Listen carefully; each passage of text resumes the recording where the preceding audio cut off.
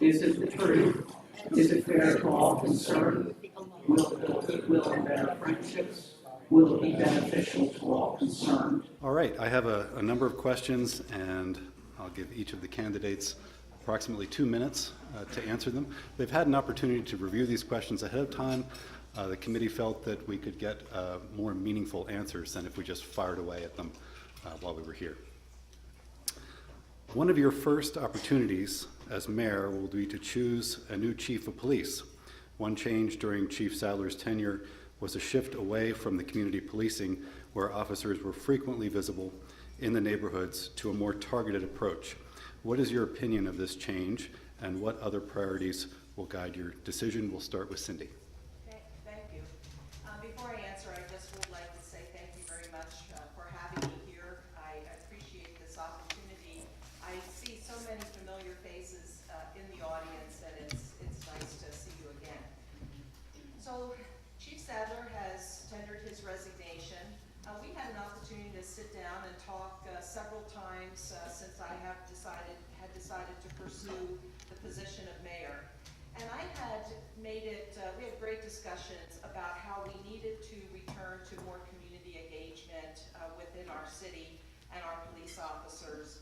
First of all, I do want to start by saying that I understand how difficult the job we're asking these men and women to do for us every day. They take an oath to protect and serve. And we are a diverse city, 60,000 people, and so not an easy task. But we do need to have an out-of-the-cruiser engagement. When I did my ride along, we spent a lot of time in the cruiser, and understanding they had a guest could have influenced that. But I saw many opportunities where we could have pulled over and had conversations with youth or people sitting on the porch, even at 3 o'clock when the elementary schools and other schools are letting out. There could be a perfect time.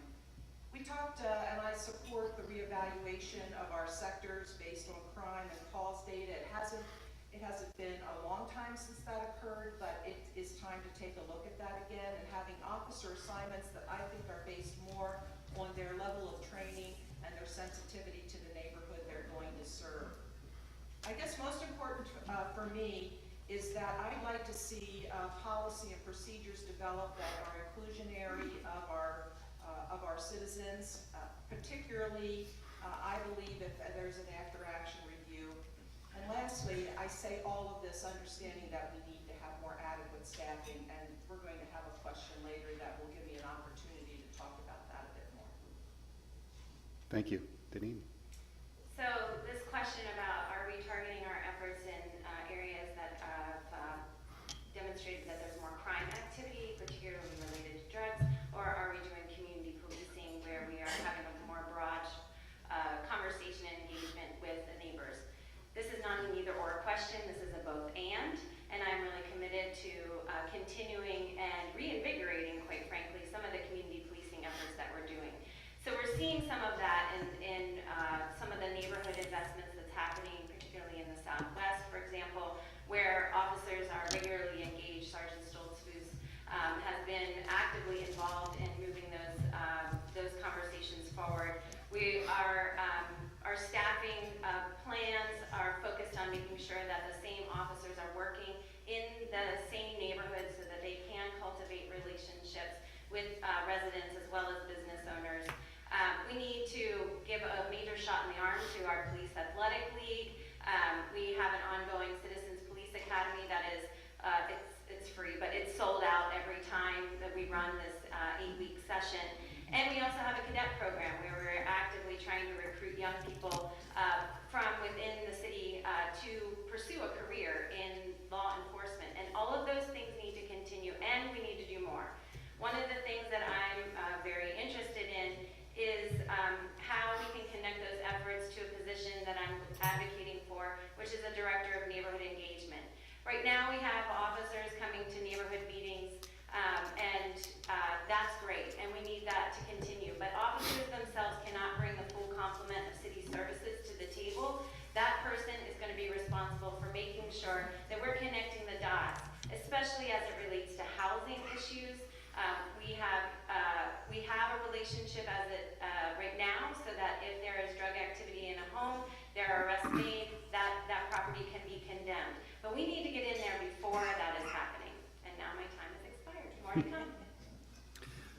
Thank you. The next question is, Lancaster has been engaged in a variety of discussions about transportation, especially regarding pedestrian and bicyclist safety. Prioritizing these needs may require some changes to vehicular traffic in downtown Lancaster. How do you think Lancaster can achieve the best balance between safe and convenient travel for pedestrians and cyclists while still accommodating automobile traffic? Danene. That's me. Yeah. So there is not literally a day that goes by when I am out and about that I don't hear about safe traffic, the condition of our roads, speeding, pedestrian safety, and cyclists who are more prominent in our streets and are going to even be more so because next week we're launching our bike share program in the City of Lancaster. So be on the lookout for those bike stations that are strategically located throughout the city because there'll be more people riding bikes throughout the city. And what does this all mean? It means that we have to share the road. And so this comes with education and awareness, as well as enforcement. I hear equal complaints from people who are driving that cyclists, bicyclists are not following the rules of the road. Agreed. And I hear equal complaints from cyclists and pedestrians that people are not stop yielding to pedestrians or they are speeding. Agreed. And so we have these challenges in the City of Lancaster. One of the things that I've been advocating for since I started on City Council is getting Pennsylvania to allow municipal police to use radar for speed detection. This is not a money grab, this is a safety issue. The city is not going to be getting hundreds or thousands of dollars from being able to enforce speeding on our streets, but it makes all the difference about whether or not a person who is hit by a car is going to survive if that person is only driving 20 or 25, or is going to have serious lifelong and possibly death if they are traveling at 40 miles an hour. So these are the kinds of things that I'm really committed to. Pedestrian safety, I walk and bike throughout the city. I see it firsthand. We all live close together. I think if we can slow down, have a little bit more patience, have a little more enforcement, a little more education and awareness. So as you see those markings on the streets, it's just to raise awareness that there are bicycles on the road, just like crosswalks exist in our streets to elevate awareness that there are pedestrians that could potentially be at that intersection. We're all in this together, we can do it together. Thank you, Cindy. So I guess if I had my kind of genie in a bottle, it would be great if we could just put billboards at the entrance of every main thoroughfare into the city that says, if you're expecting to go more than 25 miles per hour, do not enter here. Because as I travel the streets, the idea that somehow you're going to use a city as a shortcut between one point in this county and the other is not a reasonable expectation. But to get serious about this, I mean, we can wait for the state to change their minds about what we can do, or we can decide that we need to get creative in our approach to speed and red light enforcement. I believe that if we could do targeted enforcement, if we could just designate some manpower, woman power, to the ability to highlight, you only need to ask any resident in the city and they're going to tell you the biggest problem areas in terms of red light violations. And we already know the areas where speeding is out of control. I support our bike program. I'd like to see our city be more bikeable, but I am not a fan of a government one-size-fits-all programming. And so when I'm up on St. Joseph Street, which is very narrow in our southwest section of the city, and someone is showing me the light is out, the curbs are deteriorating, and the street is closed to have a bike painted, I understand that it is a sensitivity that awareness that we're raising, but honestly, I hope the irony is not lost on you, because it wasn't lost on me and the person that we were talking about it. It's really going to be important for me to make sure that as we institute our biking programs, that we are making safety equipment available, that we're doing incentives to employers, and that we are being very careful about the safety on our streets. And one final genie in the bottle, my second wish, if we could get rid of the trucks, that would be really great. Thank you. There has been a great deal of discussion regarding fire safety, with many concerns regarding staffing levels, and the number of locations of fire stations, how will you approach the challenge of ensuring the safety of Lancaster residents within the limits of the available budget? And on a related matter, do you think the county government should make a financial contribution to the city in recognition of the burden the city bears to provide these services for many tax-exempt county-owned properties? So I'll start Yep. with the second question first. Clearly, I know that this becomes a real rub for people in the city that our county currently doesn't contribute anything towards the protection of the over 3,000 people that report to work every day. But we need to be a bit realistic. The discussion should continue, but there is nothing that says our county seat has to be Lancaster. And I'm looking out here, and although you didn't declare where you live and where you're from, I have been told the Lidditts would love to host county government and those 3,000 people every day. So they do contribute to our city, not through a tax burden, but the discussions can continue. Let me go quickly to fire. I have met several times with our fire department. As you heard, they endorsed me. I'm the only candidate in the last 40 years that they've chosen to do that. And within our fire department, we do have a failure of leadership. You all have, we've just read about that with the School District of Lancaster and a very tough decision that that board had to make. But when you have employees that believe that they work in a toxic environment, and especially when those are first responders, something has to be done. So clearly our fire service needs to have a complete evaluation of their fire stations, of their staffing, of their future equipment needs. And the study that was just completed clearly did not involve a firefighter in the development of that study. The data was questioned by our firefighters. And so I guess the first thing I'm going to need to do as mayor, we do have an acting fire chief, and so it'll be decisions about that position.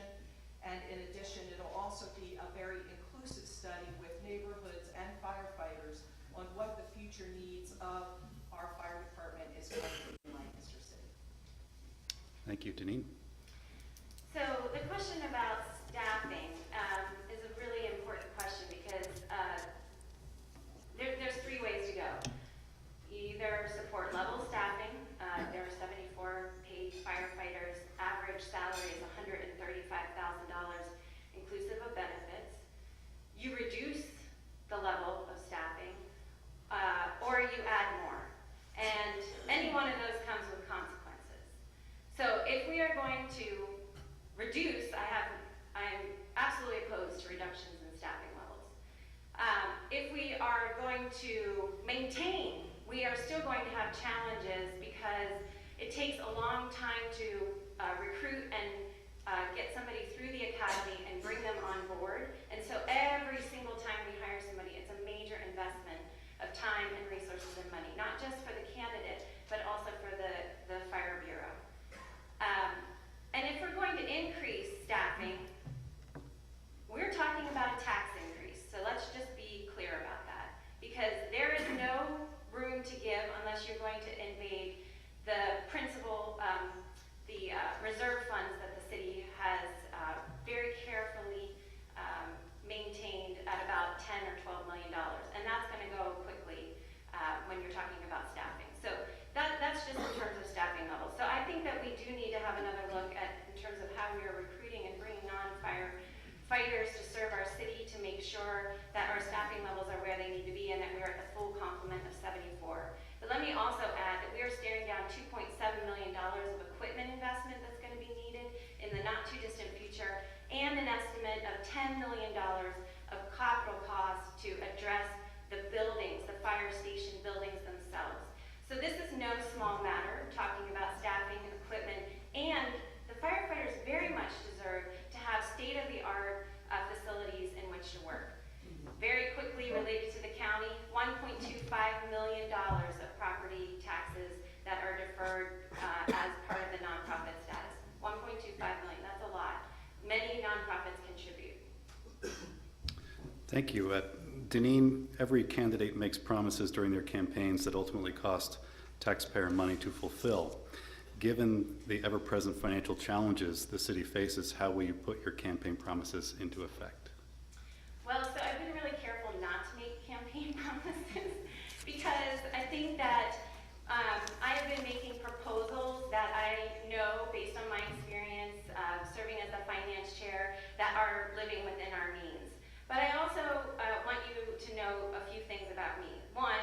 I'm used to having to do more with less. And that's my life experience. My mom is here today.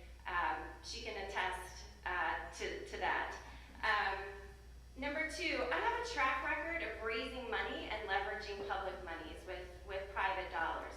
This was evident in my bringing to the table over $10 million of investment, private and public, to the City of Lancaster for its green infrastructure. That meant advocating in Harrisburg. That meant meeting with the Chesapeake Bay Funders Network. That meant bringing new people into the conversation.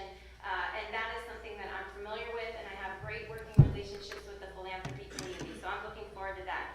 And, you know, I'm a little bit more than familiar with the financial challenges that the city is currently facing, having served in the finance committee, so I get it. But I'm going to tell you this, the campaign promises that are coming from me, the proposals that I am making, are not the thing that's going to cost us the most.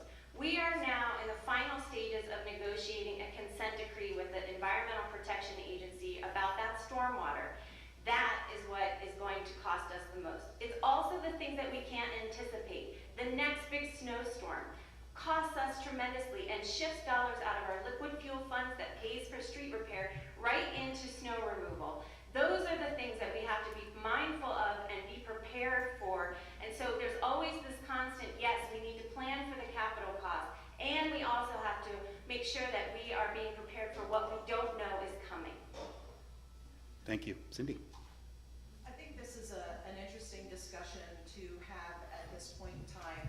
Clearly, Danene's experience, if you take that and add another 20 years, I've had the same situation, and I've faced the same experiences, both from, in my case, actually having to manage and be held accountable to a budget, but also needing to leverage other resources. And I think that coming new to this, having come from private, not-for-profit business, it's clear that you always, many of you are business owners in this room. I mean, we face these types of decisions every day, and it's prioritization. And so you can continue the course of the same types of prioritization that has been there for the last decade. I'm not saying hasn't served us well, but it's time for a change and new eyes to take a look at it. Several weeks ago, I did announce that I wanted to create a neighborhood advocate position in the mayor's office. That was a promise. I did agree that at that point in time, that would be a trade-off with the chief of staff. I've not heard how Danene is going to pay for her position yet. I do want to create an Act 315 health department. I've made a lot of promises about public health. By pursuing that avenue, we can get about $400,000 from the state to support our efforts both in environmental health, health prevention, and personal health. Some of that money can also go to support programming that would happen in both our fire and police department. And lastly, we can't ignore partnership with neighborhood groups. I think the city has done a good job with that. That is in the arena of how you can leverage funds, both neighborhood groups, not-for-profits, the Lancaster City Alliance. Promises that are based on their agenda are going to be much easier to deliver in terms of funding those initiatives. Thank you. And Cindy, the next question is to you. The city relies on property taxes for more than 50% of its budget, but collects less in property taxes than it spends for police and fire services. With public safety being among the most important functions of local government, how do you plan to prioritize public safety services without having to keep increasing property taxes to pay the bills? I think there's a theme developing here, right? There's just one more like that after this. So, again, let me emphasize that you can come at this question in terms of what the typical responses you would expect from someone who is running for mayor. I come at it from where are the areas that we can and do have opportunity. Both our police and fire have foundations. Those foundations perform at a level of the police $135,000, the fire foundation $35,000. There is tremendous room for growth there. The police have very popular programs that have been supported. Our firefighters are very interested in figuring out how they can appeal to the neighborhoods to the residents of Lancaster City, who I will tell you, I have heard from directly, truly appreciate their firefighting force. I think we need to do a pretty extensive review of pension plans. So I understand how our hands are tied, again, by the state when it comes to pension plans, but I also need people to understand, and we have an obligation to to our employees to make sure that they have an adequate retirement. I believe that we can have better oversight by our pension boards. Our Pennsylvania Auditor General has noted repeated findings in the management and administration of those plans. I think there could be a closer look at fund management. These are all areas that allow you. I managed a pension plan, clearly not the size of the city, but about half of the size. And these are all things that you have to be paying attention to. I think we also have to focus on alternative funding streams. Those could include, I know that recently the city did decide to pursue insurance reimbursement. I applaud that. I think that money should be directed back to our fire department. Looking at false alarms, looking at cooperative agreements with regional areas, the areas surrounding us. There is opportunity for funding public safety. Thank you. Danene? So we spend $23 million on our police force and $11 million on fire. That gets us 145 officers responding to 55,000 calls a year and 74 firefighters responding to about 3,000 calls a year. And that's a lot of money, friends. And we are doing a lot of the things that Cindy has mentioned in terms of the insurance reimbursement, reaching out, looking at how we're controlling pension costs. Part of the negotiation that's ongoing is making sure that we are working with our unions, fire and police, to make sure that when they are retiring, that they're retiring at their current position, not at the position above them. These are all changes that have a domino effect down the line. But the other thing it is exactly pensions, and we are going to need a lot more support from our state legislature to move the ball on this issue. In the last 20 years, pension costs in the city have increased 200%. And so when you look at the total cost, it's not just paying the salaries of the men and women who are protecting our services, it's not just the capital cost, but then it is ensuring that we are meeting our obligation to them in terms of their years of service and making sure that their pension is secure. We are fortunate. We are not in a distressed state. We have continued to meet our minimum municipal obligation. We're not 100% funded, but we're above 80. So that just gives you a point in time in terms of what we're looking at. We're still not fully funded.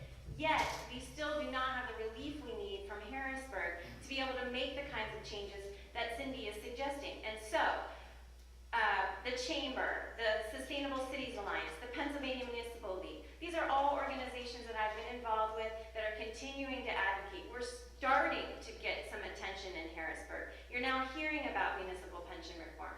That is progress, but we have to keep going. Thank you. And Danene, this one's for you. Property taxes are a regressive tax that place a much greater burden on those with less economic resources. At the same time, property taxes are the form of taxation used to pay for local government service, but the Pennsylvania General Assembly has failed to pass meaningful tax reform. What do you plan to do once elected to change the way local government services are funded? If you could wave a wand to make these changes yourself, what would they be? Yes, the magic wand, the genie in the bottle. We all wish we had it, right? That's right. So CRIS is just one example of thinking out of the box. That was a bipartisan effort that is going to yield the city $3.7 million in the coming year of state tax revenues that would otherwise go to Harrisburg. So we are really constricted in terms of the kinds of revenues we can raise, only property taxes. And so we've had to be creative. How do we take and keep some of the money that would otherwise be going to the state and use it for investment in the city of Lancaster? That's happening. We're just getting started. We're going to see a lot more progress related to CRIS, especially as it relates to supporting small businesses throughout our community, and I'm very excited about that. Beyond this, you've heard it before. We need to be involved in this issue. This is the closest government. This is services you rely on every single day. When you dial 911, you're expecting somebody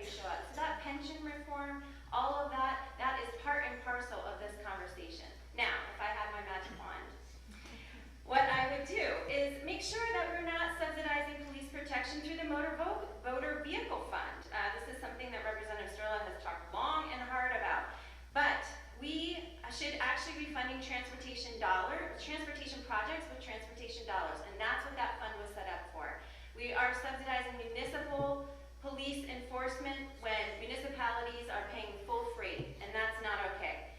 Second, funding for road improvement would be based on volume and not miles.